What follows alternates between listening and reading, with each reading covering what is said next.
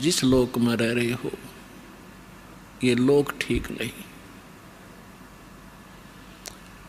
परमात्मा के पास सभी दुखी प्राणी आया करते थे कबीर बंदी छोड़ के पास,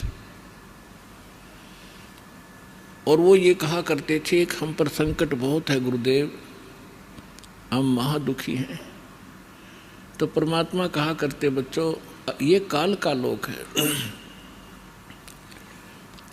और यहाँ पर 21 ब्रह्मांड तक आग लगी हुई है राग द्वेष की, बेईमाना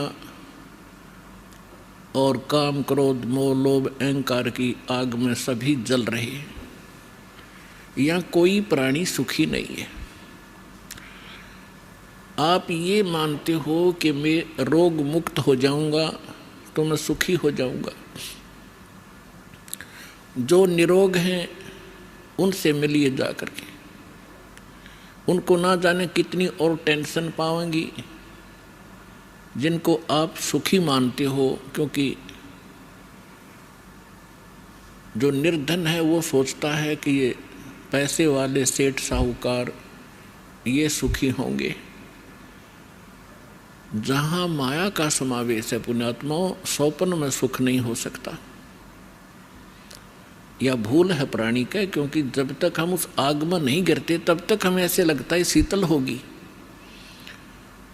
और सेठ ये सोचते हैं कि राजा लोग सुखी होंगे, हमें सुख नाम की वस्तु नहीं। क्योंकि सेठ वैसे नहीं बनता, उसने कोई तिगड़मबाजी करनी ही पड़ती है। उसके पास 20-30 लाख रुपए हैं तो 50 लाख रुपए का काम उसने आगे फिर से ऑन लोन ऋण लेकर शुरू करना पड़ेगा, तभी वो सेठ होने की सोचेगा।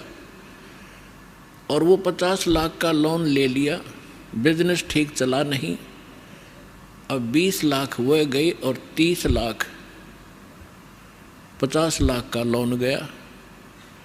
वो सेठ उस टेंशन के अंदर अपना जीवन व्यतीत कर रहा होता है। फिर सोचता है दूसरा बिजनेस करता हूँ।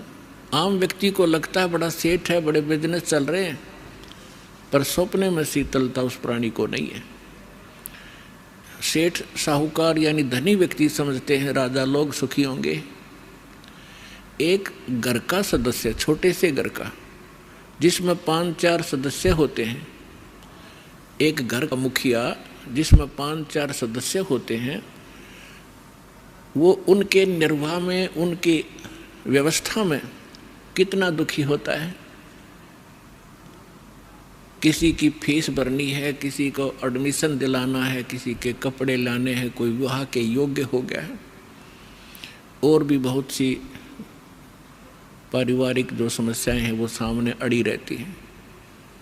और एक राजा एक क्षेत्र का मुखिया होता है, उसको और भी ज़्यादा टेंशन रहती है अपनी प्रजा को सुनियोजित रखने की और लॉ एंड ऑर्डर बनाए रखने की। तो स्वप्न में सुखी नहीं होता राजा। ठीक है, वो बकवाद करते हैं, वो लोग थोड़ी सी राहत पाकर घूटी लगा लेते हैं, नाच गाने देख लेते हैं, लेकिन अंदर से वज्जों के तो जल रहे होते हैं। पृथ्वी के राजा लोग सोचते हैं कि स्वर्ग के देवता सुखी होंगे। इन देवताओं की कथा पढ़कर देखो पुराणों के अंदर, इनमें वही आग जल रही है जो यहाँ के लोगों में है, क्योंकि वो भी एक जीव हैं। जैसे कोई IAS ऑफिसर लग जाता है, भले ही वो कमिश्नर लग जाता है, DC लग जाता है, वो है तो जीव मनुष्य ही, उसके अंदर सब विकार विद्यमान हैं जो एक गरीब व्यक्ति में, आम नागरिक में है। काम क्रोध मोह लोभ अहंकार, उससे भी वो सड़ रहा है। बेसिक वो अधिकारी बन गया है, साहब बन गया है, लेकिन उसके ऊपर जो आपदाएं हैं, प्राकृतिक दुख हैं, ज्यों के त्यों बने हुए हैं। इसी प्रकार वो देव समझो। और देवता लोग समझते हैं कि इंद्र सुखी होगा, वो देवताओं का राजा है। इंद्र की कथा पढ़कर देखो, कितनी बार राजा इंद्र जो है राक्षसों के साथ युद्ध में हार जाते हैं, जंगलों में समय व्यतीत करते हैं।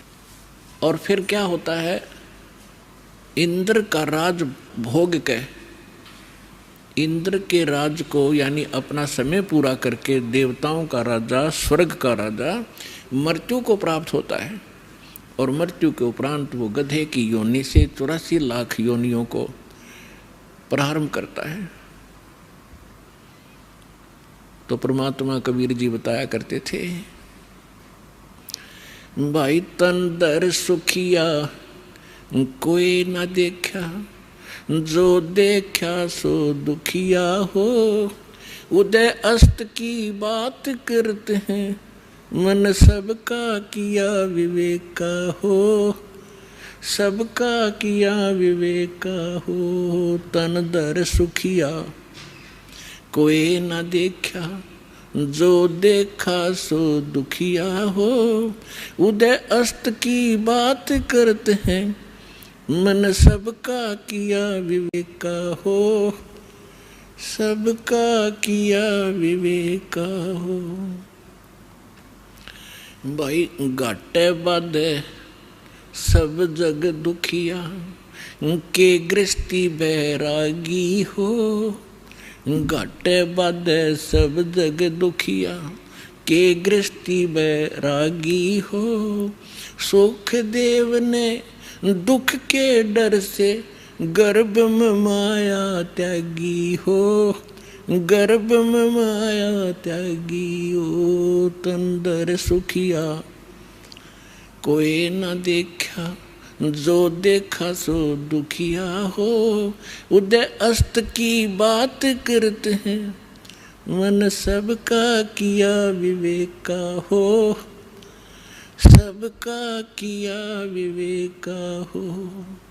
भाई जंगम दुखिया, ये जोगी ही दुखिया, तपस्वी को दुख दूना हो।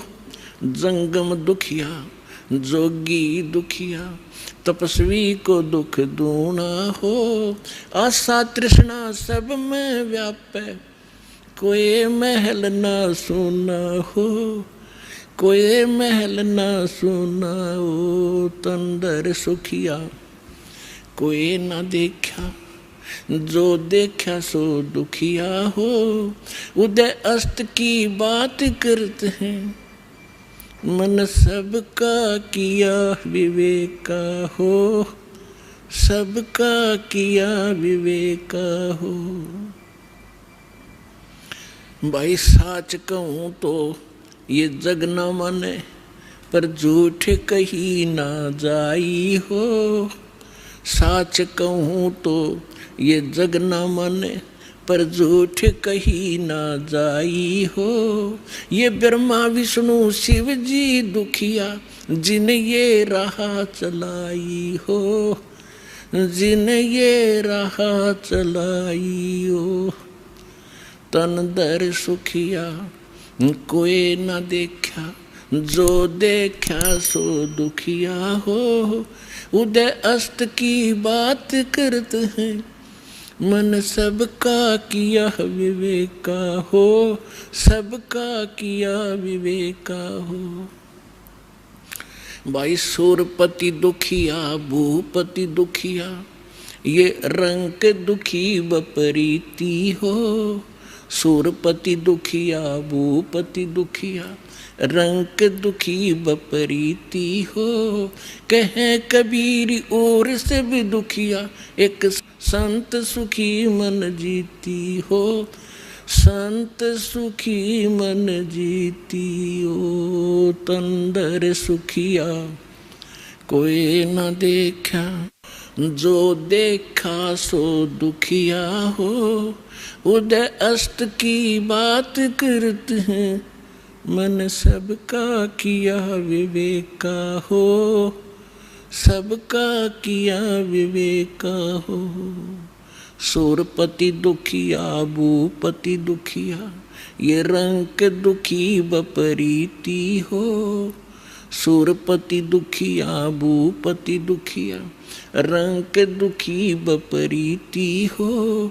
कहे कबीर और सब दुखिया, एक संत सुखी मन जीती हो। संत सुखी मन जीतियो तन दर सुखिया, कोई ना देखा जो देखा सो दुखिया हो। उदय अस्त की बात करते हैं, मन सबका किया विवेका हो, सबका किया विवेका हो। अब परमात्मा कबीर जी बताया करते थे, बच्चों जिस लोक में आप रह रहे हो यहाँ सुख नाम की वस्तु नहीं है। इस झूठे सुख को ही आपने सुख मान लिया, हल्के दुख को आप सुख मान बैठे हो। अन्य की तुलना में आप पर कम आपत्ति है, आप उसे सुख मान बैठे हो।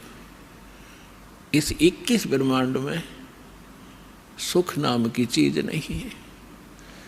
क्या बताते हैं परमात्मा कि भाई घाटे बाद सब जग दुखिया और के गृहस्थी बैरागी हो।